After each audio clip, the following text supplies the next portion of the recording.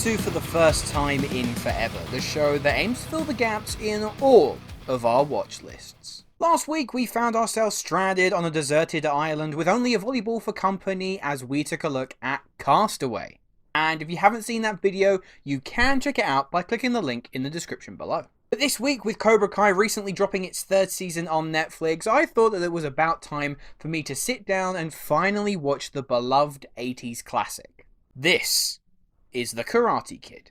Wait a second. I am going to be talking about spoilers for this film, so consider this your warning now. The enemy deserves no mercy. Right! You're crazy, man!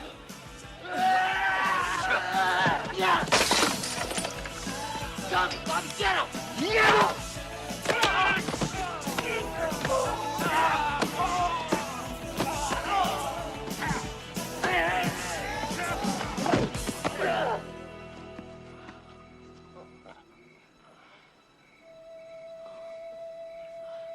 The 1980s produced a slew of cinematic and cultural classics, many of which I have had the luxury of actually seeing already, but, as is the case with a lot of people my age especially, there are some that just inevitably slip through the cracks. The Karate Kid was one such example. And to make matters even more bizarre, I've seen the 2010 remake starring Jaden Smith and Jackie Chan, and whilst it's no masterpiece, I do believe that it's a lot better than people give it credit for. So going into the 1984 original, that film was playing on my mind. But I would say, importantly, aside from similar themes and story beats, that remake does do its best to set itself apart from the original so as not to seem like a blatant carbon copy. But The Karate Kid was a cultural staple in the 80s. Every kid that watched it wanted to take up karate lessons to be like Daniel LaRusso. Even I took up jiu-jitsu when I was younger, which albeit is a completely different martial arts practice, but the principle was still the same of I wanted to kind of be like those action heroes you see on screen. But like I said, The Karate Kid really did kind of pave the way for that sort of trend. Our main hero is Daniel LaRusso, a kid who's moved from New Jersey to LA, and quickly finds himself at the mercy of a local gang of bullies, all of whom attend a karate school run by a sadistic sensei. So in an effort to defend himself, Daniel comes under the tutelage of Mr. Miyagi, who has some less than conventional methods of training Daniel for an upcoming tournament. The Karate Kid has had a bit of a surge in popularity recently due to the hit show Cobra Kai on Netflix, which I've heard very positive things about. And there is this almost indomitable adoration that surrounds the 84 classic. I mean, for those that were watching it when it came out, it was the film of the summer. It was directed by John G. Avildsen, who was by no means out of his comfort zone directing an underdog sports movie, considering that I think it was about 7 years prior to this film coming out. He won Best Director and Best Picture at the Oscars for probably the most iconic underdog sports movie of all time, Rocky. So Avildsen was well and truly in his wheelhouse, and much of that Rocky influence came across in this film, especially within the character of Daniel LaRusso. Given the premise, there was plenty of opportunity for Avildsen and screenwriter Robert Mark Kamen to just follow a generic trend. You could have just had Daniel start his journey as an unlikable kid, but subsequently grow into a hero due to the bond with Mr. Miyagi and the more that he learns about karate. But Daniel is far from a douchebag. He's a good kid. In pretty much the opening scene where he moves into his new apartment complex, he's making friends and caring for an elderly lady and her dog. There's no malice to his actions, no underhanded tactics. He's simply a kid who wants to make friends and have a good time. Even when the Cobra Kai gang start picking on him, he stands his ground and fights the good fight, even if it does mean he gets his ass kicked. The only time we ever see Daniel even close to snapping is after the laborious task set by Mr. Miyagi finally overwhelm Daniel, but that outburst is quickly quashed as we get one of the best scenes in the movie where Miyagi proves what all those tasks were doing from the get-go.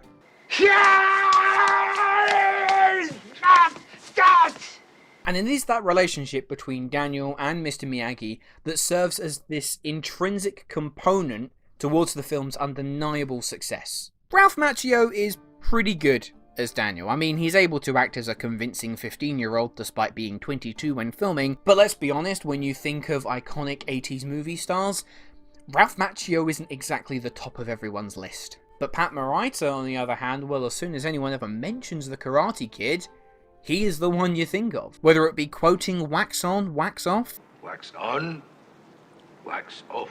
trying to catch flies with chopsticks, You beginner luck. or slicing the tops of glass bottles with a single stroke of your hand, Mr. Miyagi is just an iconic character.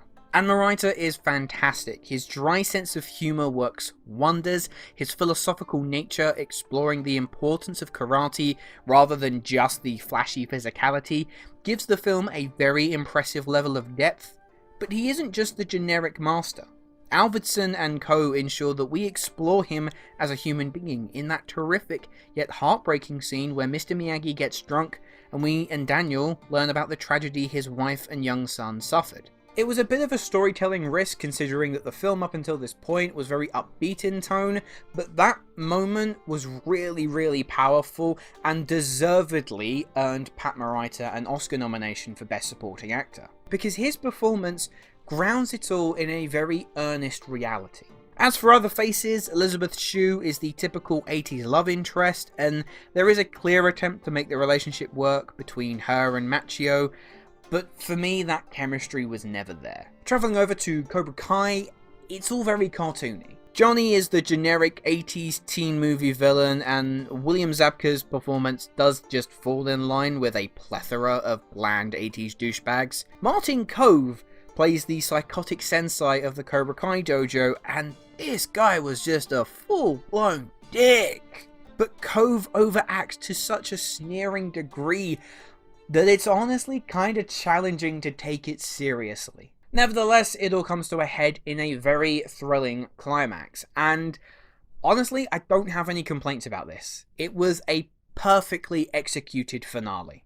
The karate fights weren't over-stylized for dramatic effect. Yes, it was always going to culminate in Daniel's victory, even if Alvidson could have pulled out a similar ending to his first Rocky film, but that didn't stop the journey being thoroughly entertaining. And you betcha, when Daniel hit that crane kick knocking Johnny on his ass, it's just awesome. And just like Rocky, it ends right at the victory. No need to resolve loose hanging threads, because after that kick, everything had pretty much reached its natural conclusion anyway. Now, not to be a Debbie Downer or anything, but I'm not in necessarily a position where a sense of nostalgia can blind me to some of the film's flaws. The opening 20 minutes, for example, drag like hell. I get that they've got to lay out Daniel as a character and set up his contention against the Cobra Kai lot, but because it follows such a worn formula, I really did think that much of that could have been condensed down. It's also incredibly 80s, and I don't necessarily mean that as an insult completely, because there are some elements that just work and help give this film that spirit that makes you want to rewatch it time and time again. However, there are also elements that, considering it's about 35 years old now, some parts just don't hold up as well. Like the soundtrack, for example. Besides Joe Esposito's thumping classic You're the Best Around, I can't remember any of the other songs in this, and that kinda sucks because it was the 80s. This was the definitive decade for movie soundtracks, and I don't really think that I care much about these songs here. I completely get why The Karate Kid is as beloved as it is, and I'm definitely going to be checking out Cobra Kai when I get the chance. Pat Morita is simply fantastic as Miyagi, and there are so many iconic moments to take away, and I'm of the belief that I think no matter whether you're watching this for the first time or you've seen it hundreds of times, The Karate Kid is just a really entertaining, easy film to sit and watch. So after seeing The Karate Kid for the first time in forever, I can safely say that it is worth it. Anyway guys, those are my thoughts on that film. Let me know, have you seen The Karate Kid? Do you love it as much as everyone else? And is Cobra Kai worth watching? Is the hype to be believed? And here is a little sneak peek for what you can expect for next week's episode.